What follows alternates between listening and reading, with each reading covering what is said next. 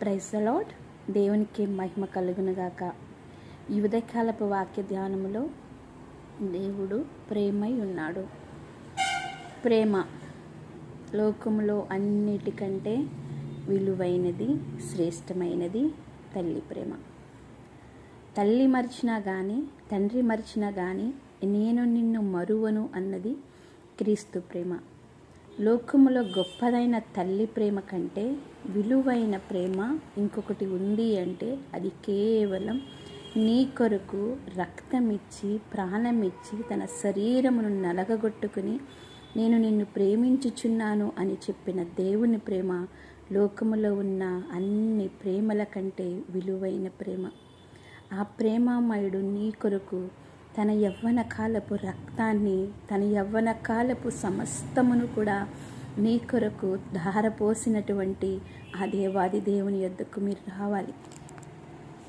లోకములో నశించిన దానిని వెతికి రక్షించుటకు ఆయన వచ్చి ఉన్నాడు. నశించిపోతున్నది ఏమిటి అని మనం చూస్తే గనుక ఈ లోకంలో ఆస్తి కాదు, అంతస్తు కాదు, పేరు ప్రఖ్యాతులు కాదు, కానీ విలువైన ప్రేమ నశించిపోతుంది. తల్లి మీద బిడ్డలకు ఉండాల్సిన ప్రేమ, తండ్రి మీద బిడ్డలకు ఉండాల్సిన ప్రేమ, బిడ్డల మీద తల్లిదండ్రులకు ఉండాల్సిన ప్రేమ, సహోదరుల మీద ఒకరి మీద ఒకరికి ఉండాల్సిన ప్రేమ నశించిపోయింది.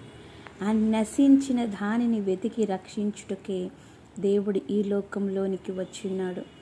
ఈరోజు మనం ఎలా ఉన్నాం, ఏం చేస్తున్నాం, ఎక్కడ ఉన్నాం అనేది చాలా ముఖ్యమైనది. ఈ లోకంలో మనం కంటికి కనిపించే దానిని ప్రేమిస్తున్నాం, చెవులతో చెప్పేదానిని ప్రేమిస్తున్నాం, మనల్ని హత్తుకునే దానిని ప్రేమిస్తున్నాం, కానీ మనకు ప్రాణము పెట్టినటువంటి ఆ ప్రేమమయుని ప్రేమించడం మర్చిపోతున్నాం. క్రీస్తు ప్రేమ లోకములో ఉన్న అన్ని ప్రేమల కంటే విలువైనది. ఆమేన్. అట్టి ప్రేమను మనం రుచి చూసి తెలుసుకోవాలి. ఇది ఎలాంటి ప్రేమ అంటే మతాన్ని మార్చే ప్రేమ కాదు, మార్గాన్ని మార్చే ప్రేమ. చెడు వ్యసనముల నుండి విడుదల చేసే ప్రేమ. నీ కొరకు ఒక వ్యక్తి దినమెల్లా నీ కొరకు గాయపడిన తన హస్తముతో ఎదురు చూస్తున్నాడు అంటే అది ఎంత గొప్ప ప్రేమ. ఆ ప్రేమకు నువ్వు వెళ్ళినప్పుడు దేవుడు నిన్ను తన గాయపడిన హస్తముతో తాకి నీలో ఉన్న ప్రతి రోగమును, శాపమును కూడా ఆయన తొలగించుటకు సిద్ధముగా ఉన్నాడు.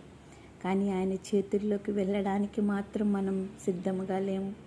సిద్ధపడే దినములు అంటే నీ మార్గాన్ని విడిచి, నువ్వు నడుస్తున్నటువంటి నీ యొక్క జీవిత విధానమును విడిచి నిజమైన, సత్యమైన, జీవము గల మార్గములోనికి నడవాలి. హల్లెలూయా.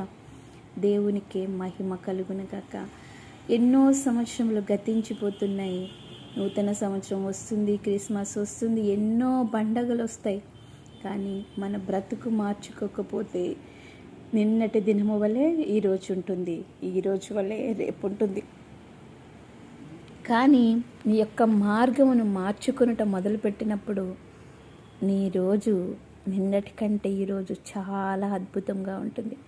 నిన్న ఉన్న అవమానము కానీ, నిన్న ఉన్న దుఃఖము కానీ ఈరోజు ఉండదు.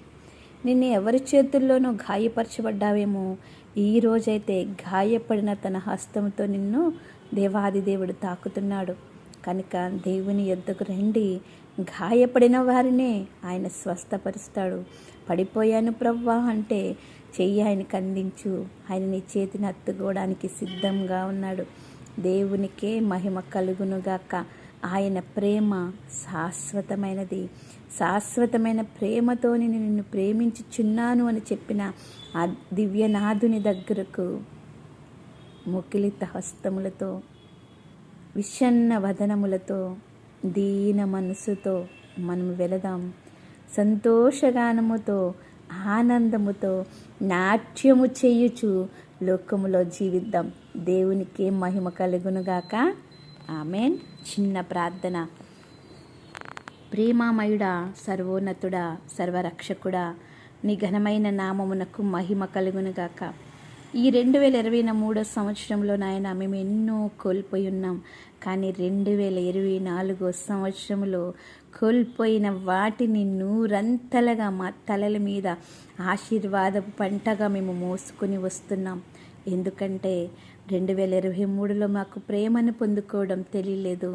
2024లో నీ ప్రేమలో తండ్రి గాయపడిన నీ హస్తములో ఉన్నటువంటి ఆశీర్వాదములతో అయ్యా నీ రొమ్మున ఆనించుకొని మేము ఆనంద సంతోషగానములతో నీ చెంతకు చేరు వరకు మాకు నువ్వు ఇస్తున్నటువంటి కృప కనికరములను బట్టి నీకు మహిమ చెల్లిస్తూ యెహోవా కృప కలుగునుగాక అని అయ్యా నిన్ను వేడుకొనుచు నజరేతువాడని యేసుక్రీస్తు నామములో ఈ ప్రార్థన సమర్పిస్తున్నాను ప్రియ పరలోకపు తండ్రి. Amen, amen, amen.